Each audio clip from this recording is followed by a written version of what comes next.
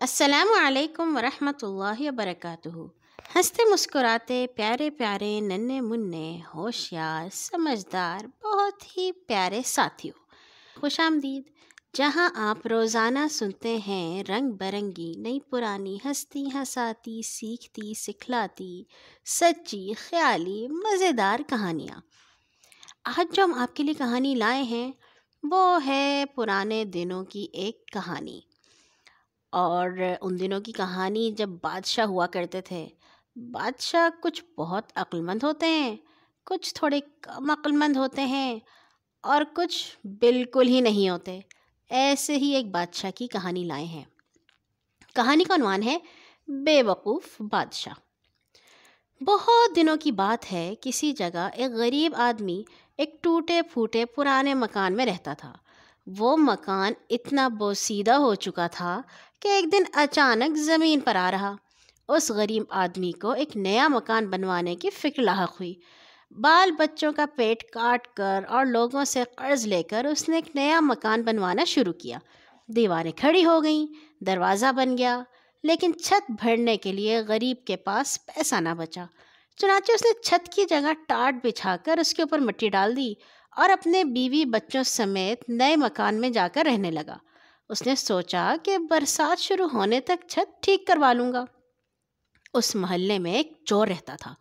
غریب آدمی کا نیا مکان دیکھ کر اس نے سوچا کہ یہ شاید دولت مند ہو گیا ہے، اس کے ہاتھ سے اچھا خاصا مال ہاتھ لگ جائے گا۔ چنانچہ ایک روز رات کے وقت جب سب پڑے سو رہے تھے، وہ چور اس غریب آدمی کے مکان کی چھت پر چڑھ گیا۔ لیکن چھت پر ابھی ایک دو قدم ہی چلا تھا کہ ٹاٹ پھٹ گیا اور وہ دھم سے نیچے کمرے میں سوئے ہوئے مالک مکان کے اوپر گر پڑا۔ مالک مکان ہڑبڑا کر اٹھ بیٹھا اور چور کو پکڑنے کی کوشش کرنے لگا، لیکن کمرے میں بہت گہرا اندھیرا چھایا ہوا تھا، جس سے فائدہ اٹھا کر چور بھاگ نکلا۔ چور بھاگ تو گیا، لیکن پھر اس کو مالک مکان پر بڑا غصہ آیا کہ اس نے ایسی نقلی چھت کیوں بنائی۔ چنانچہ اگلے ہی دنوں فریاد لے کر بادشاہ کے پاس پہنچا اور اس سے کہا، اے دانش مند بادشاہ، میں نے گھر میں چوری کرنا چاہی اور مکان کی چھت پر چڑھ گیا، لیکن چھت کی جگہ ٹاٹ بچھا ہوا تھا۔ میں نیچے گر گیا اور میری ٹانگیں ٹوٹتے ٹوٹتے رہ گئیں۔ آپ برائے مہربانی اس مالک مکان کو سزا دیں۔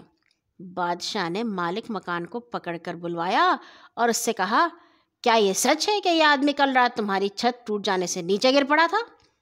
جی ہاں حضور، بالکل سچ ہے، مالک مکان نے جواب دیا۔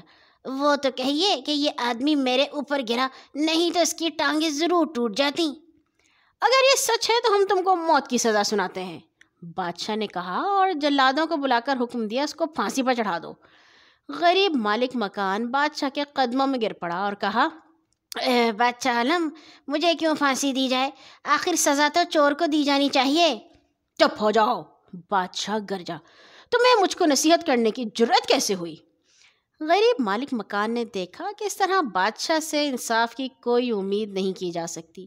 اس نے بادشاہ سے کہا، بادشاہ عالم، میرا کوئی قصور نہیں، ٹاٹ تو راج مزدور نے بچھایا ہے، قصور اسی کا ہے، اس نے خراب ٹاٹ بچھا دیے ہیں۔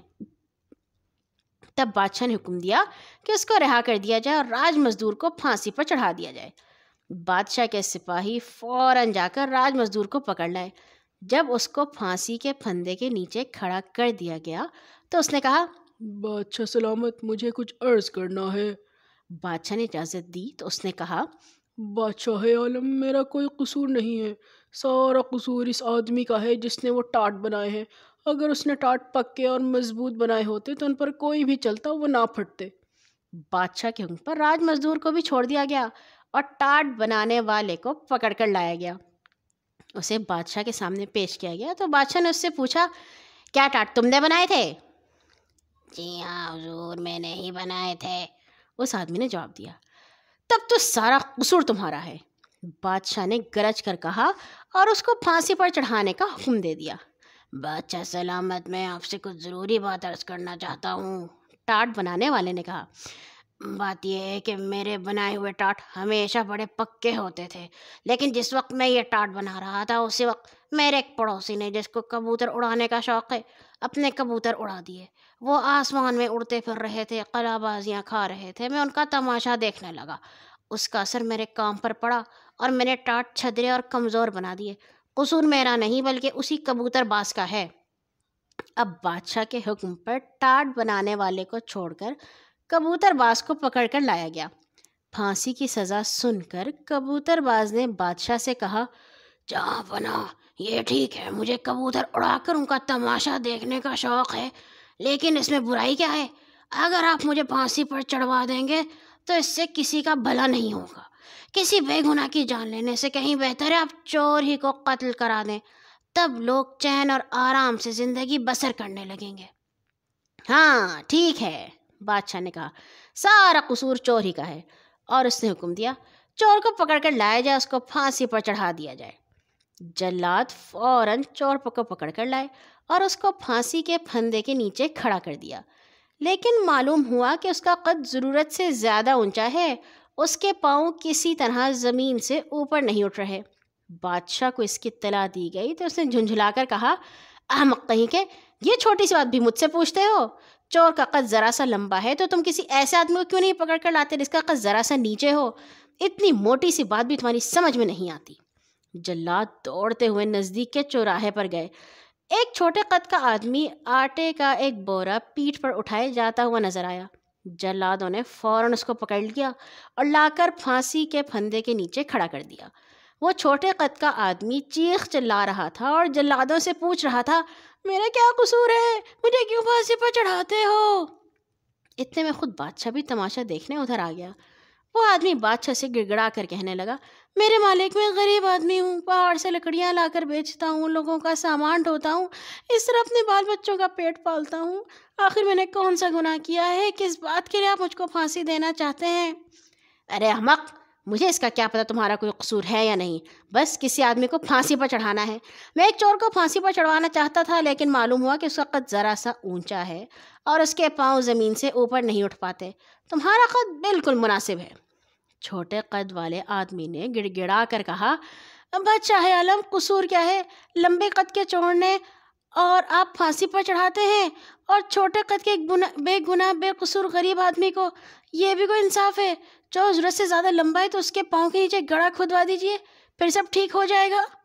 اس کی بات بادشاہ کو پسند آئی، اس نے ایسا ہی کرنے کا حکم دیا۔ جلاد دوبارہ چور کو پکڑ لائے۔